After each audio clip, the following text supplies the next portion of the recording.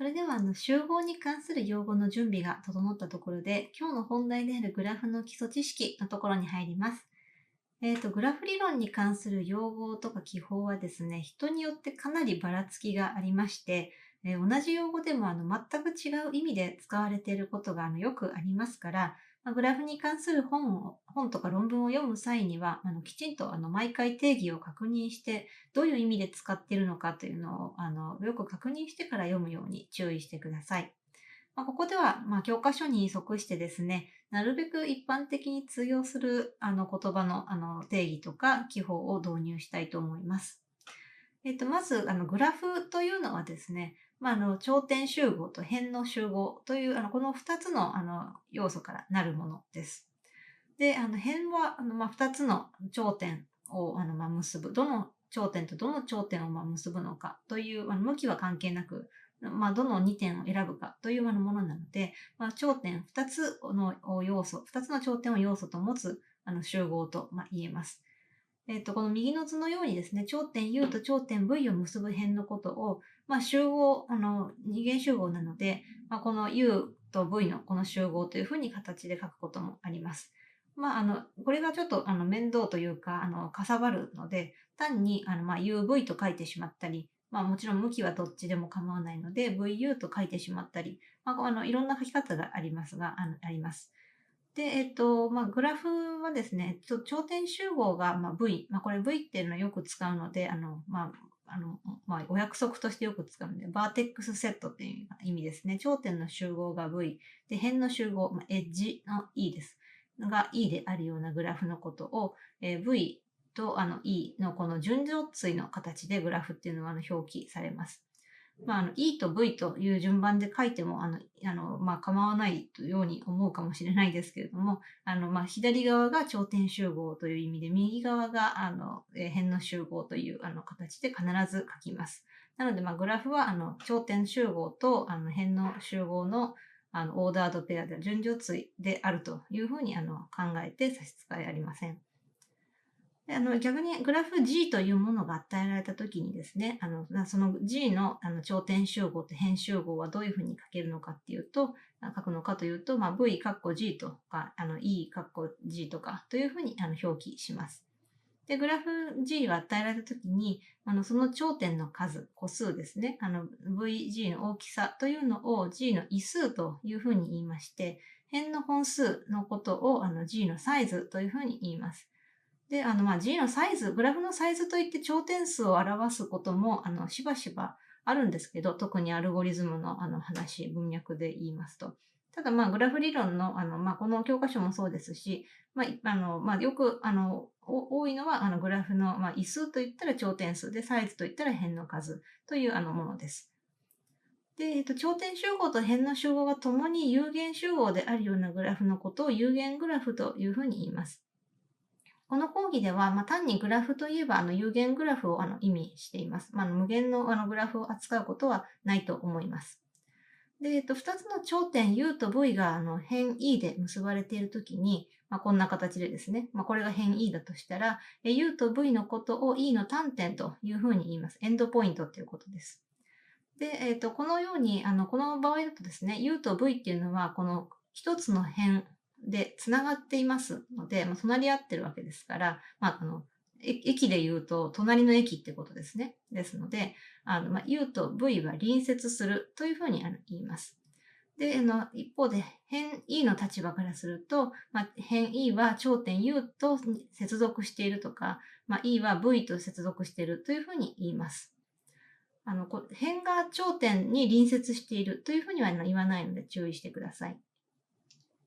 で、今ここでは2つ頂点は辺は書いていませんで、いないんですけど、例えばこのグラフを例にとりますと、64と45というふうに2つ辺がつながっていますよね。このような場合は、辺が、この64と45がですね、この同一の頂点、この場合4ですよね、に接続していますので、この場合は、辺46と辺45は隣接する辺であるというふうに言います。で、あとはですね、近傍という言葉なんですけど、グラフ G の頂点に隣接するすべての頂点の集合をV の近傍というふうに言って、この N っていうのがネイバーフッドですね、近傍の意味なんですけど、N かっこ V とか、特にG の中でのっていうふうに強調するときは、ここに添え字として G とか書いたりしますけれども、こんなふうに表記します。例えば、この頂点4番目、これの近傍というふうに言うと、この4番に隣接するすべての頂点の集合ということですので、3番、5番、6番というこの3つの点のを持つこの頂点の集合のことを近傍というふうに言います。なお、頂点はですね、ここでバーテックスとさっき言ったんですけども、ノードと言われることもあります。あと、辺はエッジなんですけれども、他に枝とかですね、リンクとか、そういう異なる言葉で呼ばれることもあります。で次は多重辺とループと単純グラフと多重グラフの話なんですけども、通常ですね、グラフと、普通に言いますと2つの頂点同士を結ぶ辺は1本に限るというものなんですけれども、例えば一番最初に冒頭でお話ししたケーニヒスベルクの橋の問題の地図を置き換えた多重、このグラフですね。これは、よく見ると A と B をつなぐ橋が2本ある。A と B が2つの辺で結ばれてるし、B と C も2つの辺が結ばれてて、重複してる格好になっていますよね。こういうものをですね、多重辺というふうに言います。で、ここには出てきてないですけど、こういう1番から、出てというか、1番と1番自身を結ぶような、そういう辺、これの自己ループとかループというふうに言ったりします。こんな風に、多重辺とかループが含まれるようなグラフのことを多重グラフというふうに言います。で、この講義では、単にグラフといえば多重グラフではないもの、単純グラフ。その単純グラフというのは多重辺もループもないグラフのことです。で、普通にグラフと言ったら、特に断りがない限りは単純グラフだと思ってください。ただ、今のこの例にあるようにですね、その橋の問題だったりとか、2つの都市を結ぶ、その複数の道路があるような場合とか、そういういろんな現実的なシチュエーションでは、単純グラフではなくて多重グラフで表現した方が適切だという場合もありますので、多重グラフもまたとても重要な考え方です。で、今まではもっぱら辺に向きがない状況のことを考えていたんですけれども、冒頭でちょっとちらっと言及したように、辺には時々向きがついていることもあります。で、そういうのは、向きのある辺のことをですね、こういうものですね、を、アークとか有効辺とか個というふうに言います。この授業では、別にどれを使ってもいいんですけれども、私はアークというふうに呼ぶことが多いです。で、アークはですね、これはまさに順序対の書き方で書くんですけれども、U から V に向かうアークっていうのは、順序対の形で U と V の順序対と書いてもいいし、場合によっては U 矢印 V などと書くこともあります。U はこのアークの支点、V はそのアークの終点というふうに言います。で、こういったふうな、アークと頂点と、それらをつなぐアークでできているもののグラフのことをですね、向きのあるグラフ、有効グラフというふうに言います。有効グラフっていうのは、普通の今まで見た無効グラフと同じくですね、頂点集合と、アークの集合、有効辺の集合からなるものです。ちなみにこのV がさっきも同じくバーテックスのセットっていう意味の V で、これがアークの集合という意味なんですけど、ダイレクテッドグラフなのでD とここでは書いてます。別に D を使わなければいけないという決まりは全くないです。ただ D とか G とか N とかが使うことが多いですね。グラフの G とか、ダイグラフ、ダイレクテッドグラフのことを略してダイグラフと言うんですけど、グラフの G とダイグラフの D と、あとはネットワークの N とか、を使うことが多いです。先ほどの多重辺とかループの概念はですね、このダイグラフに関しても言えるもので通用する話で、多重のアーク、何本も重複した矢印があったり、自分に向かう矢印ですね、ループを持つようなものっていうのは多重有効グラフというふうに言います。この授業では普通に単に何も断りなく有効グラフと言えば多重ではなくって、特に多重アークとかループが全くないような単純有効グラフ、こういうものですね、のことを言います。さっきも言ってたんですけども、単にグラフというふうに言えば、辺に向きがない無効グラフのことを指します。向きがあるときは、ちゃんと向きがあるというふうにちゃんと言います。有効グラフに対してとか、大グラフに対してというふうにちゃんと言います。で、あとはですね、今、辺に、重みではなくて、矢印という、向きがついていた、ケースの話を今したわけですけど、有効グラフというのは。こっちはですね、重み付きグラフですね。各辺に今度は重み、ウェイトが、割り当てられているようなケースです。もうちょっと正確に言うと、各辺に実数値の重み、何らかの数字ですね、が付けられたグラフのことを重み付きグラフというふうに言います。特に断りがない限りですね、重みと言ったら負ではない何かの実数という重みを考えていると思ってください。例えば、辺重みの例ですと、距離とか所要時間とかコストとか、回路の話だと電気抵抗とかですね。そういったものがあります。で、特に重み付きグラフっていうのは、実は現実的な話をすると、非常に重要というか、むしろ多くの場合が重み付きグラフだったりしますね。先ほどの地下鉄の路線図なんかの時も、所要時間だったり、運賃ですね。こっからこの駅まで行くのにいくらとかっていう風な重みがついていたわけなんですけれども、例えばこういうケースもですね、A から F までの都市があって、A から例えばD までトラックで行きたいと。で、なるべく、ひょっとしたらこの数字は距離かも、9メートルとかでその距離かもしれないし、9時間かかるのかもしれないし、高速道路とか、そういった都合で、こっからここまで、すごく、9いくらかわからないんですけど、9単位の、金額がかかるとか、そういう意味かもしれないんですけれども、何らかの大変さを表すのかもしれないんですけれども、ともかく、この数字が何を意味しているかはともかくとして、A から D まで行くのに一番ベストな道を知りたいということがあるわけですね。だからこういう状況をモデル化するときには、やっぱり辺に重みがついてるっていうふうに考えることが自然なわけで、重み付きグラフっていうのは現実的な場面ではすごくいろいろ出てきます。実際来週ですね、最小全域問題を解くっていうアルゴリズムを紹介するんですけれども、それも重み付きグラフの話なので、これはしっかりと理解をしておいてください。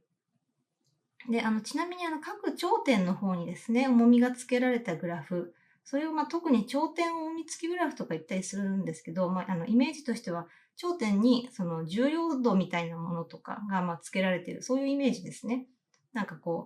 今はこっちの線の方に数字が振られてましたけど、そうじゃなくて頂点の方に数字がついているというようなケースももちろんあるんですけれども、普通に重み付きグラフというと、この辺重み付きグラフですね、のことを言います。ただ、区別する場合は、辺重み付きグラフとか頂点重み付きグラフというふうに、言って、区別して誤解のないようにすることが多いです。で、グラフの、次、基礎知識の続きとしてですね、グラフの同型性の話をしたいと思います。今までいろんな種類のグラフがありますよという話をしてきました。普通の単純グラフだとかですね、多重グラフだとか、向きがある大グラフだとか、重みがついてる重み付きグラフだとかがあるっていう話をしてきたんですけども、じゃあ今度はですね、2つのグラフが同じかどうかっていうのを、どう言い表すのかっていう、そういう話です。で、その同じっていうのをですね、同型という言葉を使うんですけれども、例えば、この話を、ちょっとこの数式を見るよりも、多分見た目の、図を見た方がパッとわかると思うんですけど、一見するとこのグラフ G とグラフ G' っていうこの2つのグラフって、レイアウトが違うので、全く違うグラフに見えますよね。でも実はこれ同じグラフなんですよ。実際ちょっと紙に書いてみて、この G のこのもつれをこうほどくような感じで、レイアウトし直して、描き直してみるとわかると思うんですけれども、よく見るとですね、このグラフ G とグラフ G' っていうのは、この頂点、この A と、1番が対応していて、同じ色で塗り分けてるのが対応関係があると思ってほしいんですけど、この B っていうのは6に対応してるし、C っていうのは8に対応してて、D が3に対応してる。で、G が、5番に対応してて、H が、どこですかね、6番。じゃない、2番ですね。H が2番に対応してて、I が4番に対応してて、J が7番に対応しているというふうな対応関係があると。で、頂点の対応関係もあって、で、今、まさに、頂点に対応関係があるだけではなくて、辺にも対応関係があるわけですね。例えば AG という、この辺っていうのは、こっちでいうところの1号に対応してるし、BG だったら、これは6号ですね。6号に対応してるしっていう形になっていて、ちょうど単なるレイアウトの違い、ラベルの違い、A とか1っていうその名前の付け方の違いはあるけれども、実質、同じなわけです。ちょうどこう対応関係があって、さっきの写像の言葉を使うと前端者の形になってるわけですね。V から、このグラフの、頂点集合から、こっちのグラフの頂点集合への、前端者の写像があって、で、ちょうどこっちのグラフの辺があるんだったら、こっちにもその対応するグラフの辺があると。で、こっちの G' の方に辺があるんだったら、必ずこっちの方にもあると。そういうような、辺と頂点、両方とも対応関係があるという場合に、この2つは同型であると。実質同じグラフであるということです。単にその見た目は違うんだけども、書き方が違うだけで同じグラフっていうことですね。なんでそういうことを言ってるのかっていうと、グラフってやっぱりこう、絵で描いて説明してしまうんですけれども、もともとの定義は、その頂点集合と辺の集合の順序対という形で書いてましたので、別に描かなくてもグラフはグラフなんですよ。だから描き方によって一見するとかえって見た目に惑わされて全然違うグラフに見えてしまうかもしれないんですね。集合としては同じなのに。なので、見た目に惑わされずに、ちゃんと集合として対応関係があれば、2つのグラフは同じグラフだと同型であるというふうに言います。で、次は、同じグラフかどうかではなくて、含むグラフかどうかというところで、これもちょっと、紛らわしい概念があるので、よく理解してほしいんですけれども、部分グラフというものと、あと、それに関する全域部分グラフというのと、あと部分グラフとは似て非なる概念である、誘導部分グラフというものですね。部分グラフは多分、理解しやすいんです。2つのグラフ G と H があったときに、H の頂点集合が G の頂点集合に含まれていて、かつ H の、辺の集合の方も G の、辺の集合に含まれている。そんな時に H は G の部分グラフであると言って、この記号で集合との方眼関係と同じこの記号で表します。これは絵で見るとですね、G というグラフが与えられたときに、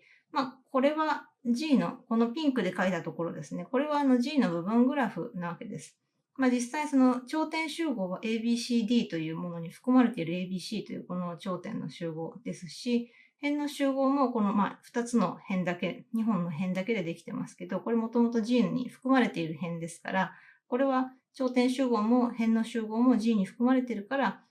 G の部分グラフなわけですね。と言えるわけです。で、次にその全域部分グラフに関してもわかりやすくて、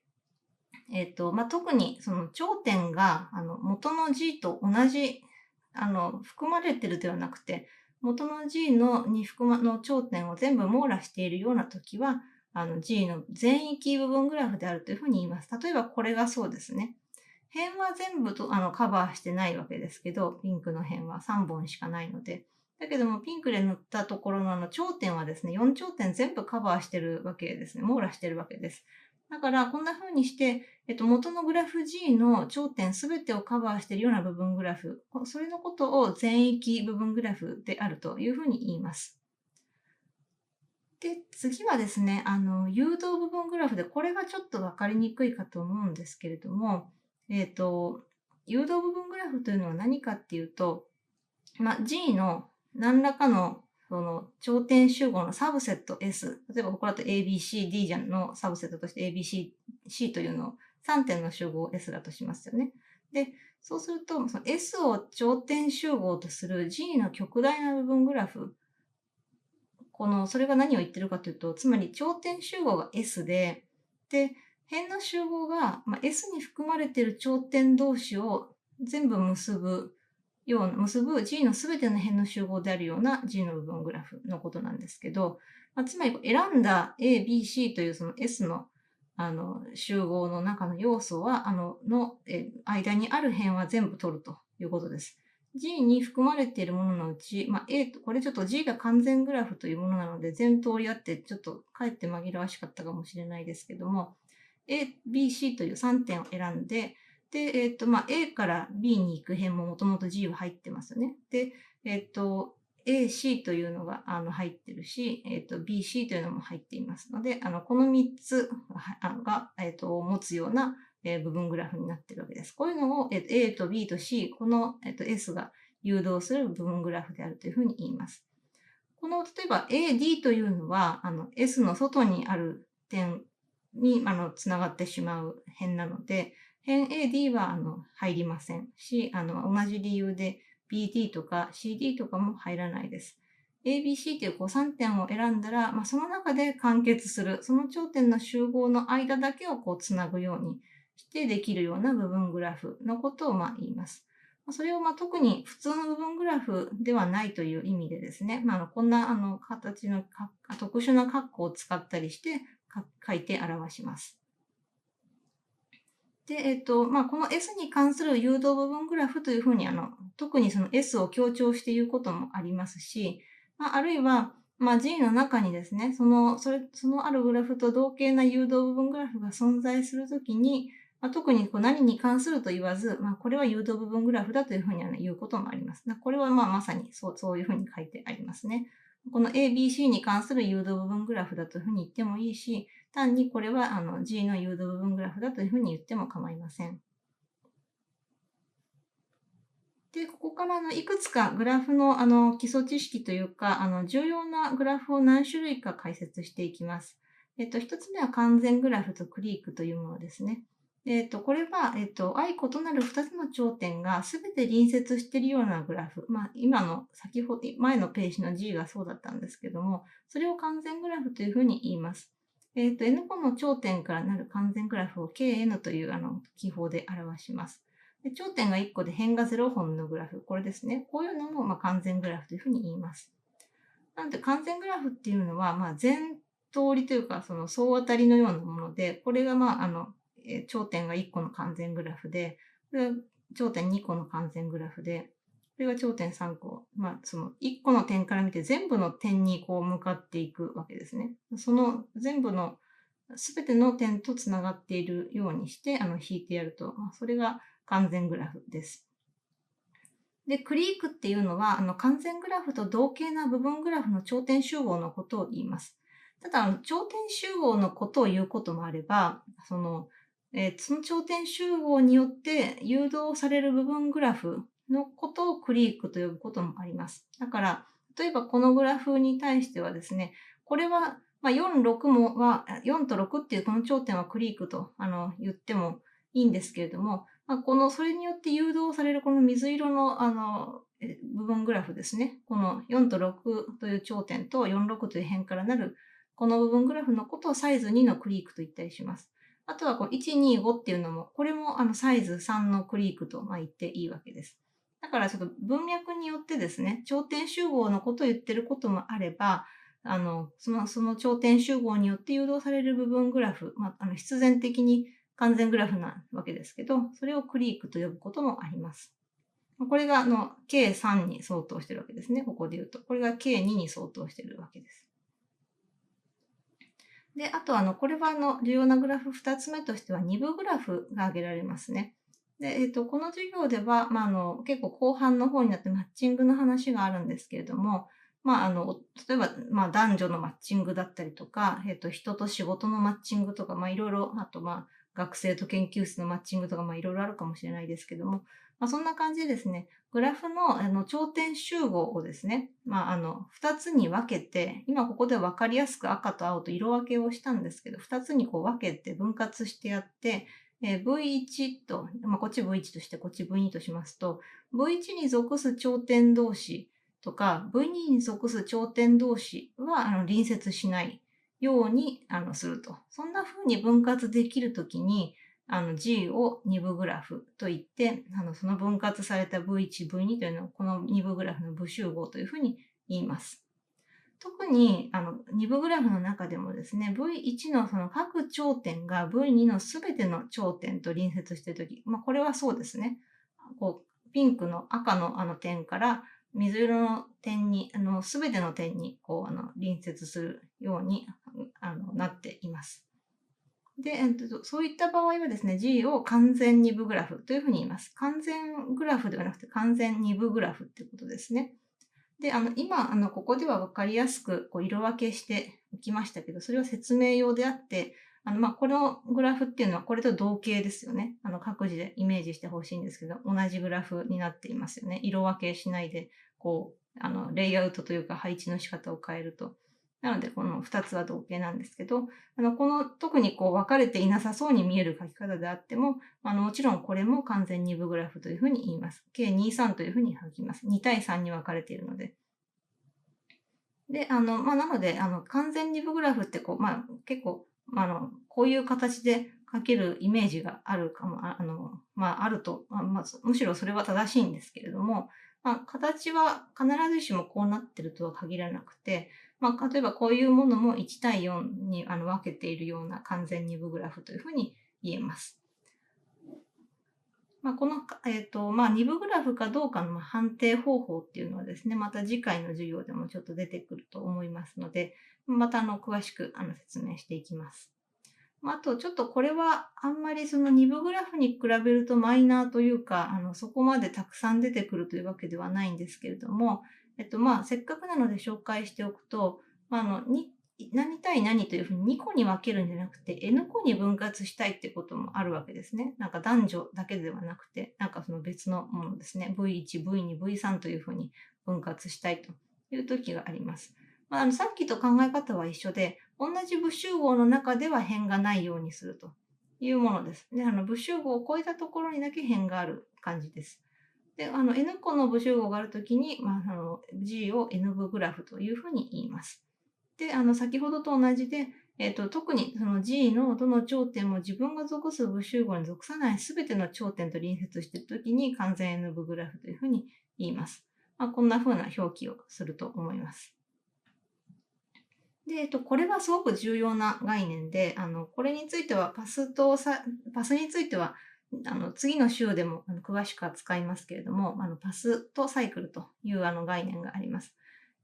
これはですね、パス、道というものなんですけど、これは何かというと、頂点集合と、辺の集合がある、そういったグラフのことを、パスというふうに言います。で、パスなので、P と、N 個連なっていると、PN というふうに書きます。例えば、これが P4 ですね。一本線の、道を表すようなグラフのことだと思ってもらえればと思います。こんな風にですね、例えば多重辺があったりとか、どっかで丸まっていて、一本線ではなくなってしまっているとかっていう時は、パスではないというふうな、ことになります。次回、詳しく説明しますけれども、ここで言ってる道は、っていうのは、シンプルパスと言われるもので、同じ頂点とか同じ辺がですね、2回以上現れることはないというのがポイントになります。だから、戻ってきたりもしないし、途中で、どこか、すでに来たところ、ポイントをもう一回通るってこともないわけですね。で、このパスにですね、パスが閉じるときというか、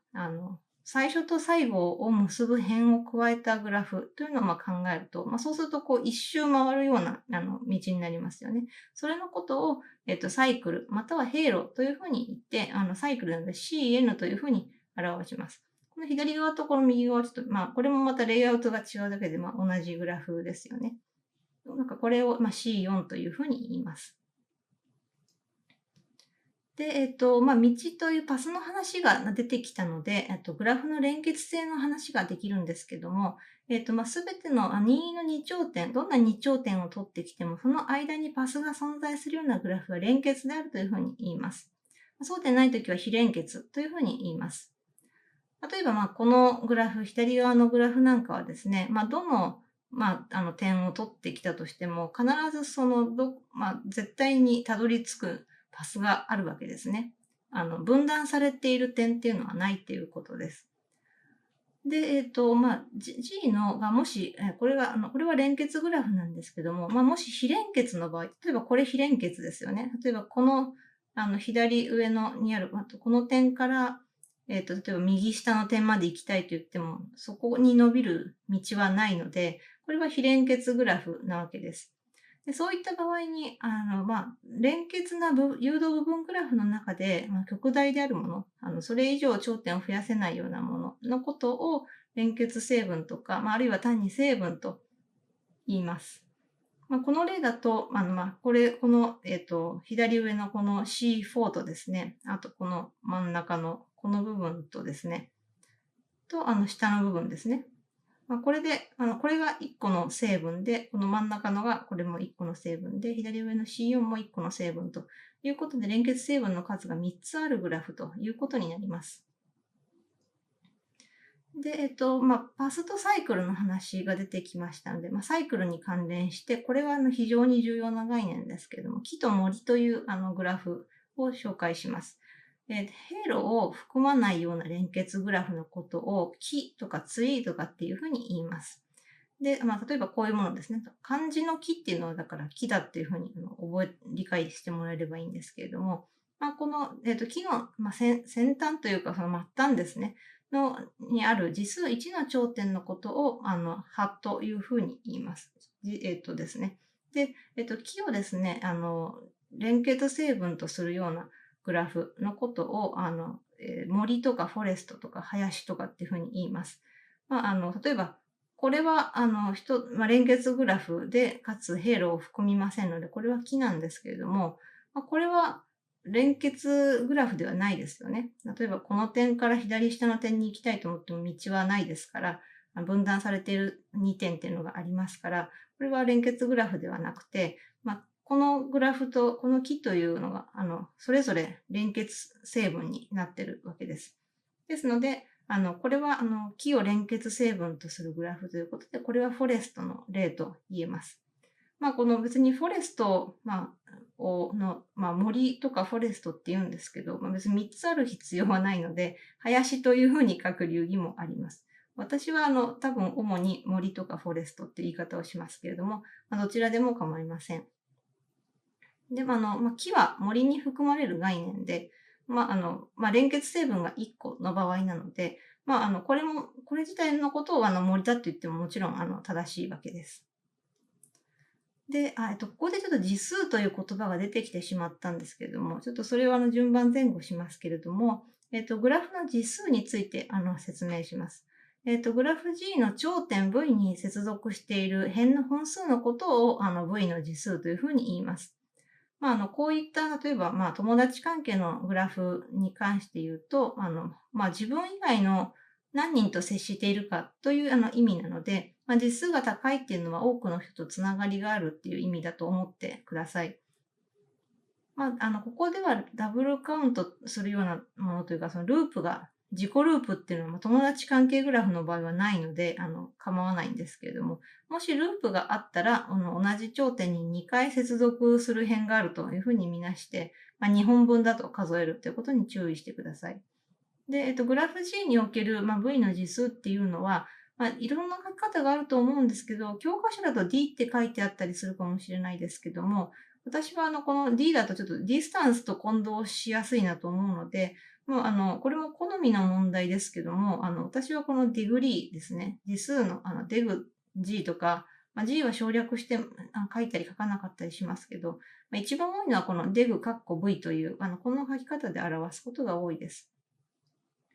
で、グラフ G の最大次数のことと、最小次数はですね、それぞれ大文字のデルタ G、小文字のデルタ G というふうに表します。これも、必ずこの文字を使わなければいけないというわけではないんですけれども、こう書く場合が多いです。で、次数が偶数の点を偶点といって、奇数であるような点のことを奇点というふうに言います。で、次数0の頂点、例えば友達のネットワークのグラフだったら、誰ともつながっていないような点のことを孤立点というふうに言います。ここでは孤立点はない状況の例ですね。ということです。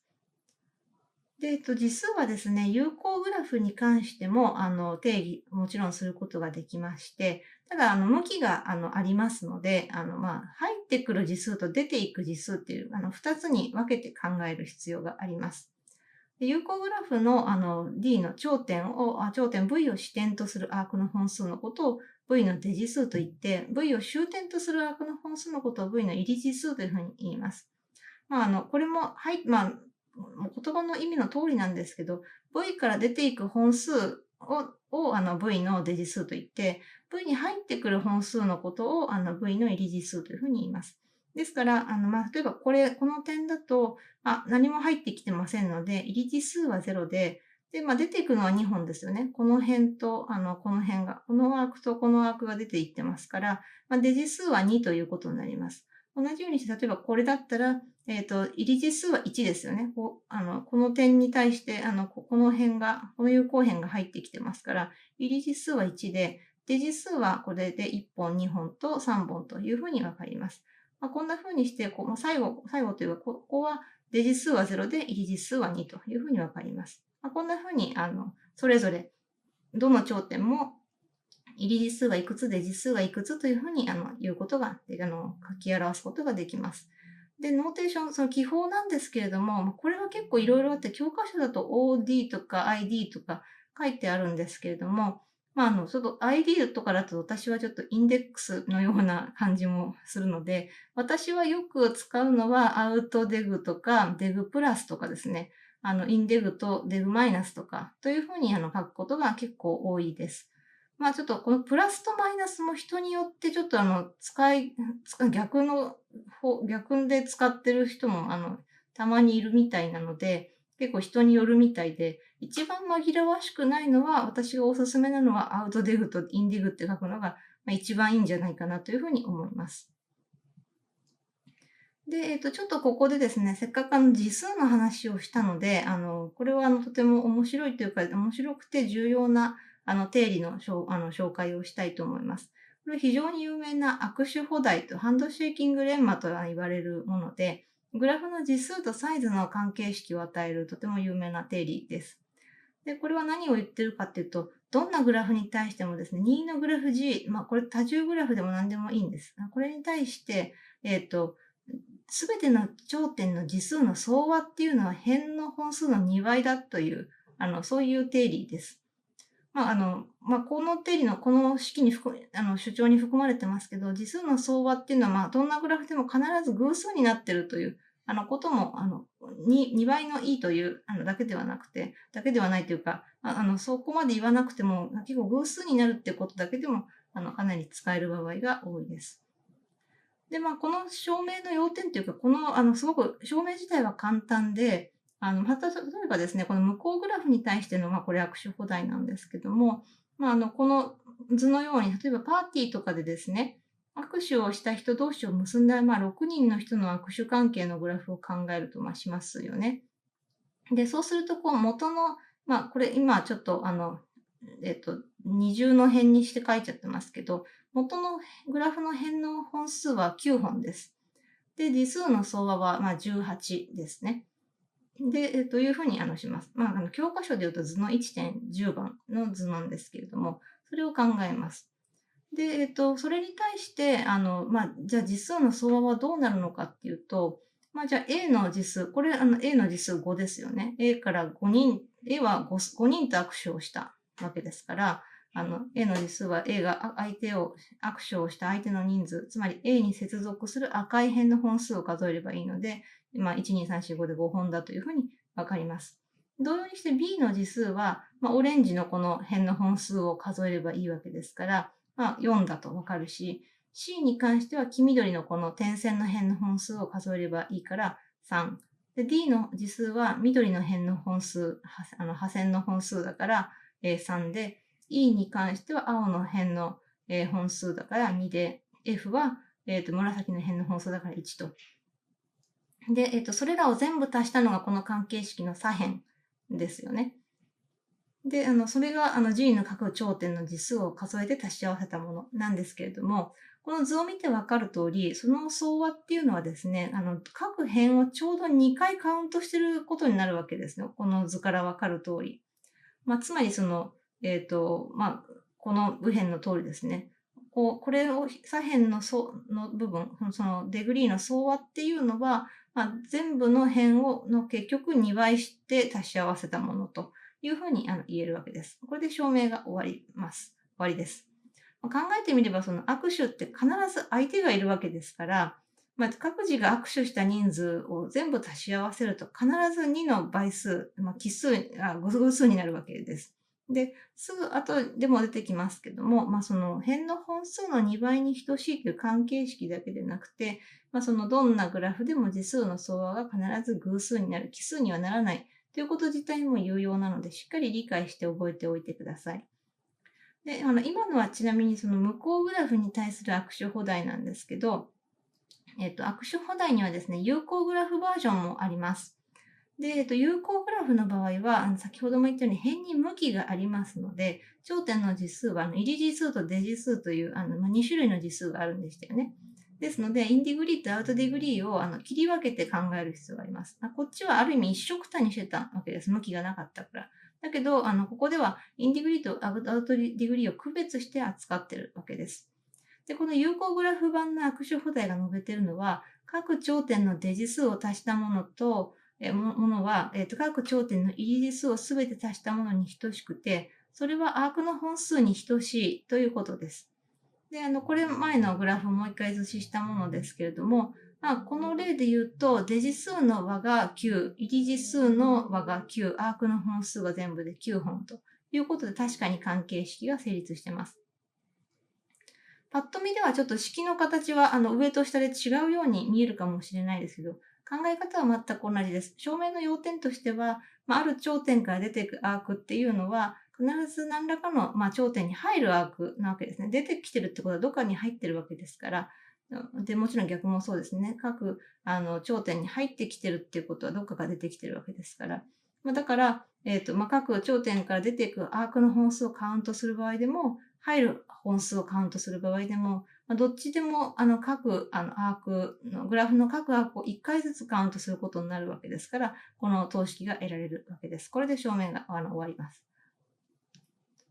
で、握手補題はですね、グラフ理論のいろんな定理の証明に使われる有用なものなんですけど、ここでは無効グラフ版のその握手補題っていうのはこういうふうに使うんだってその例をお見せしようと思いますので、握手補題の K ですね。K っていうのはその定理から言えるまた別の定理なんですけど、元の定理から派生した定理のようなものですね。証明済みの定理の言い換えとか、その定理を使うとすぐに短い証明で簡単に証明できるような定理のことなんですけど、ここではその握手放題の K を紹介します。で、これはですね、じゃあ握手放題を使うと何が簡単にわかるかっていうと、任意のグラフにおいて起点の個数は偶数であるというものです。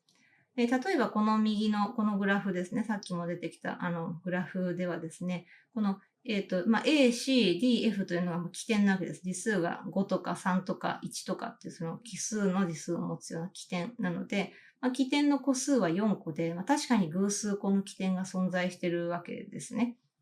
で、これ証明は実はすごく簡単で、まず、グラフの頂点って、偶点か起点かどっちかに必ず分かれるわけですよね。で、だから、握手補題に出てくるその左辺っていうのは、その頂点たちの次数の相和っていうのは、偶点だけで足したものに、プラス起点だけで足したものの、というふうに書き換えて構わないわけです。で、先ほどその握手には必ず相手がいるっていうふうに言った通り、どんなグラフでも次数の相和は偶数になるっていうふうに強調しましたよね。なので、それを念頭に置くとですね、この左辺は偶数なはずですから、右辺も全体として偶数になってなきゃおかしいはずですよね。で、じゃあこの右辺の第1項、偶点の次数の総和っていうのは、偶数をずっと足すだけなので、当然偶数なわけですから、じゃあ、ここの第2項の方ですね、この起点の次数の総和っていうのが偶数だというふうに言えます。で、起点なので、奇数を何個か足して偶数になるっていう意味なんですけど、奇数を奇数個足して偶数になるってことはありませんので、結局、起点の個数っていうのは偶数じゃなきゃいけないというふうに言えます。これで証明が終わりです。で、あと他にもですね、握手補題とはちょっと関係がないんですけれども、教科書で言及されていたのでですね、グラフの次数に関するその他の定理もちょっと紹介をしてみます。それは異数に、頂点の個数は2個ってことですね。異数2以上の単純グラフには、次数が同じ頂点が存在するというものです。つまり全ての頂点の次数が異なるなんてことはありえないという意味ですね。で、先ほどから使っているその右のこのグラフの例だと、C が次数3、D が次数3ということで、確かに握手をした人数が等しい人たちが、存在しているわけです。で、ちなみにこれ単純グラフじゃないと成立しません。もし多重辺とかループがあると成り立たないということは、すぐ判例が見つかると思うので、各自で確かめてください。で、これ、証明は、さっきのものとは違うんですけど、ただ、特に知識がなく、さっとできるので、証明しておきますと、2個、異数2ですからね、2以上ですから、その頂点の個数が n で、それが2以上ですけど、n 個の頂点を持つ単純グラフ G を考えるわけなんですけど、G の頂点が取り得る実数は、自分以外なので、0からn-1 までのその n 通りなわけなんですけれども、セルフループがありませんので、で、ただしですね、次数0の頂点と次数 n-1 の頂点が共存することはありません。なんでかというと、次数0の頂点っていうのは、G のどの頂点とも隣接しない孤立点ですし、n-1 が、次数 n-1 の頂点っていうのは自分以外の全部の頂点と隣接している頂点っていう意味ですから、それが共存することは、論理的にありえないですよね。だから、結局 n 通りではなくて、これはどっちかしか起きないわけなので、あり得る実数は n 通りじゃなくて n-1 通りなんです。でそうすると n 個の頂点をその n-1 通りのその次数の値に割り当てるってことですので、いわゆるハトノス原理ってやつですね。ディリクレの原理を用いますと、じゃあ必ずどれかが重複してしまう。すべての頂点が異なる実数を持つことはできないというふうに証明することができます。これで証明は終わりです。あとですね、これも、さらっとなんですけれども、教科書に沿って、ちょっと、紹介しますと、生息グラフというのもまた、重要なものです。英語だとレギュラーですね。レギュラーグラフというふうに言います。これは何かっていうと、どの頂点も同じ実数、例えば R を持つグラフを、生息グラフとか R 生息グラフというふうに言います。で、例えば、この図にあるように、全部孤立しているような、これはゼロ生息グラフで、ちょっとこれ極端なというか特殊な例というか、に思うかもしれないですけど、で、これは1ですよね。どれもこれも全部実数が1なわけです。これを1生息グラフですし、で、あとはサイクル、これは C6 ですよね。サイクルは2生息グラフですし、あとはこんな完全グラフっていうのは、これ計5の場合ですけど、これは4生息グラフで、一般には kn だったら n-1 生息グラフです。これはすぐにわかると思います。で、もし、例えばサイクルと完全グラフの実数について理解を確認したい人は、例題の 1.7 とかを見ていただければと思います。で、こんな風にですね、図を見ての通り、もちろん、サイクルは2生息だけど、2生息グラフの中にはサイクル以外のものももちろんあるので、2生息だったらサイクルだっていうわけではもちろん全然ないんですけれども、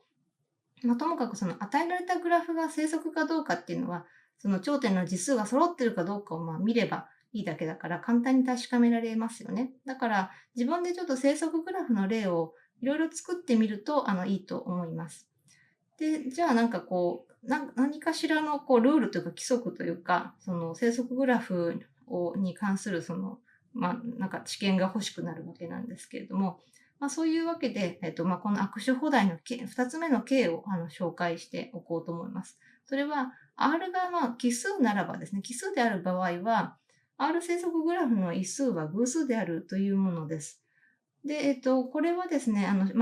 証明は、ご覧の通りあっけなく終わるんですけれども、これを使うと何がいいかっていうとですね、例えば、位数5の3整則グラフが存在するかとか言われたときに、いちいち探さなくても、そういう整則グラフは存在しないというふうに直ちに言えるわけです。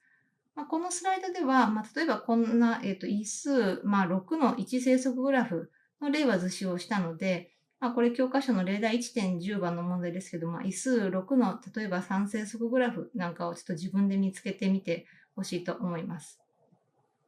で、これは本当参考程度でいいんですけども、生息グラフって非常にグラフ理論的にはよく調べられて、よく研究されている重要なグラフです。で、調べやすいという、数学的な性質が良いというのも、もちろんあるわけなんですけども、それに関して言うと、なんでみんな、多くの人たちが生息グラフの研究を、しているのか、そしてそれで良いのかという、一つの根拠というか、としてはですね、別に生息でないグラフであってもですね、そこから生息グラフを作ることが可能であるという、そういう定理があります。で、これは本当参考程度で良いかなと思っているんですけれども、教科書に詳しく証明が書いてあるので、興味がある方はご覧ください。正確に定理のステートメントを述べますと、任意のグラフ G に対して、その G を誘導部分グラフとして含む生息グラフが存在するというものです。で、証明の要点としてはですね、これはすごく構成的というか、とってもなんていうか、存在するっていう証明って、実際作って、ほら存在するでしょってこう見せる証明じゃなくて、とは限らないんですけども、ここでは具体的にこうすれば作れる、だから存在するというタイプの証明をしています。実際作り方のアルゴリズムを与えることで、証明しているんですね。これが、だから要するに証明の要点になる、そのアルゴリズムが、証明のポイントになるわけなんですけど、例えば、これ生息ではないグラフですよね。これ実数3で、これも実数3で、これも実数3ですけど、ここ実数2だし、ここ1だしで、実数は揃っていません。最大の実数は3だけど、実数が、3に満たない2とか1の頂点もあるっていう、そういう状態です。で、この生息でないグラフを何とかして、これを誘導部分グラフとして含むような3生息グラフを作りたいと。全部の頂点を実数を3にアップさせたいというふうに思ったとしますよね。それをどうするかなんですけど、じゃあこの実数が足りない頂点同士を結んだりすると、実数は増えるんですけど、今度はそれを元のグラフを誘導部分グラフとして含むという条件に反してしまうんですよね。なので、このグラフの既存のところには、辺を置くことはできないんです。そこで、元のグラフをもう一個コピーしてやってですね、そのコピー先の自分自身とつなぐっていう技をします。そうすると、ここもともと実数2でしたけども、今、新たにコピーされた自分と結ぶことによって実数が3にここは上がりますよね。だからこれで実数は解決されてるんですよ。なんで、もちろん実数もともと3だったところは何も触ってないので3のままです。だから足りないところは今1個増えたから、ここで実数3になったわけですね。で、ここも、実数1だったのが2に増えてますよね。だけどまだ足りないと。だから、もう一回同じ操作を繰り返すんです。これごと、もう一個丸ごとコピーして、足りてないところの自分自身の行き先にも、もう一回、線を引き直すんです。そうすると、これ、ここで初めて実数3に今なりましたよね。で、これでようやく全部の頂点の実数が3になったので、これが3整則グラフ。元のこれを、誘導部分グラフとして含む3整則グラフになったというふうに言えます。これは最後の、教科書の最後にちょっと、書いてあったんですけれども、この授業ではですね、線形代数を、未習の方もいらっしゃると思いますし、特にその行列の演算が必要なわけではないので、参考程度に紹介をして、この授業では、省こうと思います。今までその図形としてこんな風にグラフを描いてきました。で、こういう風に絵で描いたグラフっていうのは人間にとっては当然視覚的に理解しやすいんですけど、そのままでは計算機で扱うことができませんので、グラフに関する各種のアルゴリズムを実装したり、その計算機上で動かしたりする際にはですね、この絵を突っ込む、絵を渡して見てもらうわけにいかないので、別の方法、その数字を並べた方法ですね。隣接行列というものとか、あるいはそれとは異なる接続行列とか、あとはもっと効率の良い隣接リストとか、そういったいろんな表し方によって、計算機で、解釈しやすい形でグラフを表す。と表現するということが通常行われています。で、特に難しい概念ではないんですけれども、ただ単にこのグラフだったらその1番から6番までの頂点があるので、それを縦と横に並べて、で、ちょっとセルフループがあるのは特殊ですけど、ただ単に辺があるところには1、辺がないところには0と。例えば、1番と6番の間には辺がないですよね。だからここは0で、1番と5番にはでも辺があるから、直結してる辺がありますので、隣接してるので、隣接してれば1なんですよ。というふうに振っていく。こういうふうにセルフループがあると特殊で、1番が1番自身に隣接している格好になっているので、ダブルカウントされて2が入っちゃうんですけど、普通に単純グラフだったら、ここ全部対角の、左上から右下までは全部0が並んでるはずなんですけど、そういった表みたいなものですね、というような行列というものができます。で、これを使って何が、どういうご利益があるかっていうことは、例えば参考書の方のですね、グラフ理論入門基本とアルゴリズムの方には、ちょっといくつか書かれています。グラフ G を使う、隣接行列を使うと何が言えるのかという、何のためにこういうふうに表すのかっていうような話があるんですけれども、だから興味のある方は、この参考書以外にも書いてあると思いますけれども、興味のある方はちょっと調べてみたりしてみてください。だけど、この授業ではちょっと説明を省略しようと思います。それでは、これで今日の授業を終わります。次回は、グラフの基礎知識の後半の解説を続けまして、その後、いよいよ最も基本的でありながら奥深いグラフである、木というものの性質と最小全域問題を解くアルゴリズムの話題に入ります。